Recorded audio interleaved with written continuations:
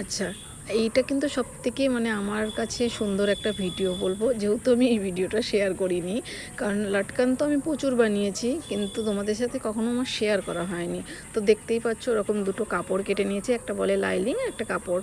তো আরেকটা অংশকে আমি ডবল ভাঁজ করে নিয়েছি, তাহলে ওই যে কাপড়গুলো আর কি মানে বেরিয়ে যায় সুতো, তো সেটা বেরোবে না। সেটাকে আমি দেখো এইভাবে সুন্দর করে কুচি দিয়ে নিয়েছি।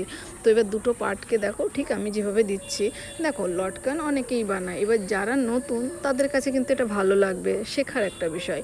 কিন্তু যারা অনেক পুরনো আর কি কাজ জানে, তাদের কাছে এটা কোনো ব্যাপারই না। তো আমি যারা নতুন তাদের জন্যই কিন্তু ভিডিওটা বানিয়েছি, যে যদি কিছু আমার থেকে তোমরা শিখতে পারো। তো দেখতেই পাচ্ছ, মানে দুটো কাপড়ের মাঝখানে কুচিটা ঢুকিয়ে তো এইভাবে একটা চাপ দিয়ে দিলাম, তাহলে দেখো মানে পুরো সেট হয়ে যাবে।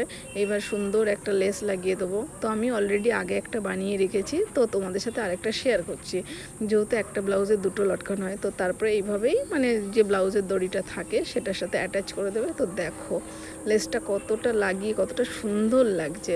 তো লটকানের ভিডিও কিন্তু তোমরা যদি দেখতে চাও কমেন্ট করো, আমি নতুন নতুন লটকানের ভিডিও তোমাদের সাথে শেয়ার করব।